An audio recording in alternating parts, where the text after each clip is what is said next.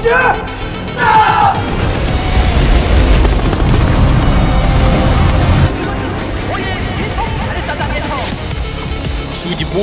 со своей исторической родиной, с Россией. বিশ্বশক্তির ত্রিভুজ খেলা, শক্তি, শান্তি আর ফোনালাপের রহস্য, এক নাটকীয় ভূ রাজনৈতিক ডামাডোল। খবর সংযোগের টপ নিউজের সেগমেন্টে আজ আমরা এই বিষয়গুলোর দিকে তীক্ষ্ণ দৃষ্টি রাখব আর চেষ্টা করব পর্দার পেছনে যে কৌশল সাজানো হচ্ছে তা আপনাদের সামনে নিয়ে আসতে। চলুন তাহলে আমাদের সঙ্গে টপ নিউজের ব্যাটেলফিল্ডে। আর খবর সংযোগের ভিডিওগুলো আপনারা পৃথিবীর কোন প্রান্ত থেকে দেখছেন জানাতে ভুলবেন না কিন্তু। চলুন তাহলে on the way to battlefield.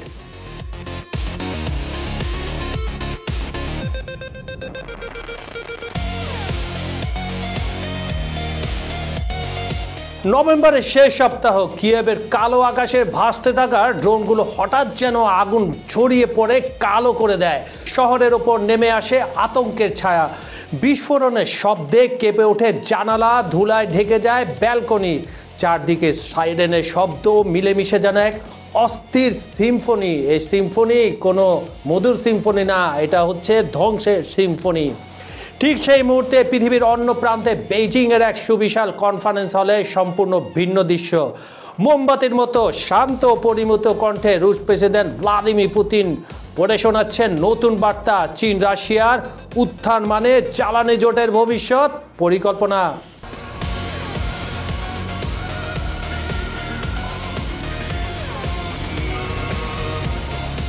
মঞ্চের আলোয় জ্বলে উঠেছে নতুন শক্তির মানচিত্র। বিশাল গ্যাস পাইপলাইন, পারমাণবিক সহযোগিতা, নবায়নযোগ্য শক্তির বড় বড় প্রকল্প, সব মিলিয়ে যেন দুই দৈত্যের নীরব কিন্তু গভীর অগ্রযাত্রা। এদিকে আরেক প্রান্তে ওয়াশিংটন ডিসি হোয়াইট হাউসে একটি সাদা ফোন বেজে ওঠে। ফোন তুলে নেন ডোনাল্ড ট্রাম্প। ওপাশে শি জিনপিং। ফেন্টানিল, কৃষক, বাণিজ্য, ইউক্রেন যুদ্ধ, আর কোথাও ব্যাকগ্রাউন্ডে তাইওয়ানের অদৃশ্য ছায়া। কথোপকথনের প্রতিটি বাক্যে ভবিষ্যৎ যেন কাঁপছে। আজ বলা একটি শব্দ কাল হয়তো বদলে যাবে প্রশান্ত মহাসাগরের রাজনীতি। চোখ রাখুন তাই। তিনটি আলাদা দৃশ্য, তিনটি ভিন্ন মঞ্চ, কিন্তু আসলে তিনটি এক সুতোয় বাঁধা বিশ্বশক্তির নতুন ত্রিভুজ। একপাশে চীন রাশিয়ার জ্বালানি জোট, যা শক্তির খেলা দিয়ে ভবিষ্যতের মানচিত্র আঁকছে। অন্য পাশে মার্কিন নেতৃত্বাধীন শান্তি কূটনীতি, যার ফোন কল আর আলোচনার টেবিল দিয়ে তৈরি করছে নতুন নতুন কৌশল। আর মাঝখানে দাঁড়িয়ে ইউক্রেন যুদ্ধের ধুলায় ঢেকে থাকা এক দেশ, যাকে ঘিরে অবর্তিত হচ্ছে আন্তর্জাতিক রাজনীতির সবচেয়ে বড় নাটকটি। এই তিনের টানাপোড়েনে আজ পৃথিবী বদলে যাচ্ছে। একটি ড্রোন, একটি ফোনালাপ আর একটি শান্তি নথি হয়তো ঠিক করে দেবে আগামী দশকে কার হাতে থাকবে বিশ্বের ক্ষমতার সুইচটি। রাশিয়ার বার্তা বেইজিং পড়ে শোনানো মাত্র স্পষ্ট হয়ে যায় যুদ্ধ, নিষেধাজ্ঞা, বৈশ্বিক চাপ, সবকিছুর মাঝেও রাশিয়া মোটেও একা নয়। পুতিনের বার্তায় দুটি শব্দ কানে ঝনঝন করে বাজে: truly large scale project, and number 2 long term economy and technology development।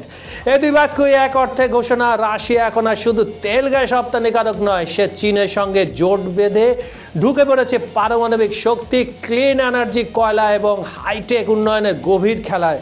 অর্থাৎ রাশিয়ার পূর্বমুখী ঝোঁক আর নির্ভরশীলতা এখন আর আগের যে কোনো সময়ের চেয়ে অনেক অনেক বেশি, আপনার ধারণার চেয়েও বেশি, যে কারণে ইউরোপ সব সময় ভয়ে কাঁপে। আর মজার ব্যাপার, চীনও ঠিক এটাই চাইছিল। কেন?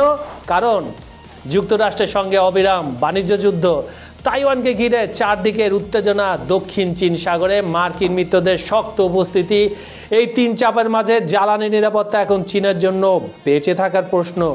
রাশিয়া সে দুর্বল জায়গাটি শক্তি হিসাবে ব্যবহার করছে আর এনার্জিকে বানিয়েছে দুই দেশের সবচেয়ে শক্তিশালী কূটনীতিক অস্ত্র। আর ফলাফল সেটা তো আপনার চোখের সামনে।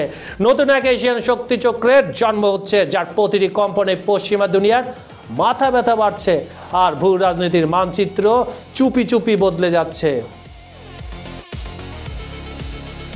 জেলেনস্কির সামনে এখন দুই ছবি, একদিকে সংশোধিত শান্তি পরিকল্পনা, অন্যদিকে রুশ ক্ষেপণাস্ত্র হামলার আগুন ঝরা রাত।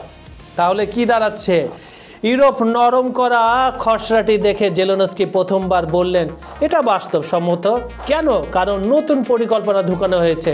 রুশ দখলকৃত অঞ্চলকে কোনো স্বীকৃতি নয়, ইউক্রেনের সেনাবাহিনী হবে আরও শক্তিশালী, ন্যাটোর দরজা খোলা রাখার প্রতিশ্রুতি, সব মনে হয় মামাবাড়ির আবদার। ভূমি ছাড়াও জাতীয় সংবেদনশীল সিদ্ধান্ত যাবে নেতৃত্বের টেবিলে, অর্থাৎ ইউরোপ এবার খেলার মাঠে দাঁড়িয়ে বলছে ইউক্রেনকে আমরা ছাড়বো না। রাশিয়া ভ্লাদিমির পুতিন ঠান্ডা গলায় জানিয়ে দিয়েছে এটা আমাদের জন্য কার্যকর নয়, এভাবে তারা কাগজটা ছুঁড়ে ফেলে দিয়েছে। মস্কোর পুরনো দাবি একই, ওই অটল। দনেক্স, লুহানেক্স, ক্রিমিয়া, খেরসন, ঝাপরজিয়া সবই রাশিয়ার থাকবে। এই দাবিগুলো টেবিল থেকে সরানো না গেলে কোনো আলোচনায় নয়, কোনো শান্তি নয়। এটাই যুদ্ধের পিন পয়েন্ট। এখানে থেমে আছে বিশ্বের সবচেয়ে কঠিন আলোচনার দরজা। মার্কিন চীন সম্পর্ক কয়েক বছর ধরে বরফ শীতল, এটা আমরা সবাই জানি, কিন্তু বুসানের বৈঠক আর এখন হটলাইন ফোন আলাপ, এই জমাট বরফে যেন একটা স্পষ্ট উষ্ণ ফাটল দেখা যাচ্ছে। আর এই ফোন আলাপে লুকিয়ে আছে তিনটি বড় রাজনৈতিক বার্তা। নাম্বার 1, তাইওয়ান উত্তেজনার কেন্দ্র থেকে নরম সুরে ফেরা। চীন পরিষ্কার করে বলেছে তাইওয়ান ফিরিয়ে আনা আমাদের যুদ্ধোত্তর চুক্তিরই একটি অংশ। ট্রাম্প মুখে কিছু বলেননি, কিন্তু ওয়াশিংটন জানে তাইওয়ান আমেরিকার জন্য সেই রেড লাইন যেটা মানতে না চাইলে সাগরের ধাতব রং ধারণ করে না। চীন সুর নরম করলো, আমেরিকা চুপ রইল। এই নিরাপত্তায় সবচেয়ে বড় শব্দ। নাম্বার 2, ইউক্রেন যুদ্ধ নিরপেক্ষতার পুরনো গল্পে নতুন মোড়। চীন আবারও বলল শান্তির জন্য যে কোনো প্রচেষ্টা তারা সমর্থন করেন। এটা সরাসরি না হলেও মার্কিন পরিকল্পনার প্রতি এক ধরনের মৃদু সহমত, যেখানে বেইজিং বলছে তারা যুদ্ধ চায় না, কিন্তু খেলাটা তারা বুঝে গেছে। নাম্বার 3, বাণিজ্য। এটাই হচ্ছে সবচেয়ে মাস্টারমাইন্ড খেলা। দুই পরাশক্তির সবচেয়ে লাভজনক দর কষাকষি এখানেই প্রকৃত উত্তাপ। ফ্যান্টেলেন দমন, মার্কিন সয়াবিন, বিরল খনিজ রপ্তানি, মার্কিন কৃষকদের নতুন চুক্তি। ট্রাম্প মুখে যতই কঠোর ভাষা ব্যবহার করুক, কিন্তু বাস্তবতা চীনকে তার অনেক দরকার, চীনও তাকে দরকার। এটাই পুরো ফোনালাপকে একটি কৌশলগত মাইল ফলক বানিয়ে দিল। নরম সুরের আড়ালে কঠিন স্বার্থের টানাটানি, নিখুঁত দৃশ্য। রাশিয়া চীন জ্বালানি জোট শক্তিশালী হচ্ছে, ইউক্রেন যুদ্ধের রাজনৈতিক সমাধান জটিল হচ্ছে, মার্কিন চীন সম্পর্ক আবারও গরম ঠান্ডা ড্যান্স করছে। তিনটি ঘটনায় ভিন্ন ভিন্ন মনে হলো, সবগুলো এক জায়গায় এসে মিলছে। সেটা কি? বিশ্ব শক্তির নতুন নকশা কিন্তু তৈরি হচ্ছে আপনার অজান্তেই। রাশিয়া শক্তি দিচ্ছে চীনকে, চীন চাপ দিচ্ছে যুক্তরাষ্ট্রকে, আর যুক্তরাষ্ট্র শান্তির দোহাই দিচ্ছে ইউক্রেনকে। একজন আরেকজনের গলা টিপে ধরছে, আর ইউক্রেন দাঁড়িয়ে আছে যুদ্ধের আগুনের মাঝখানে।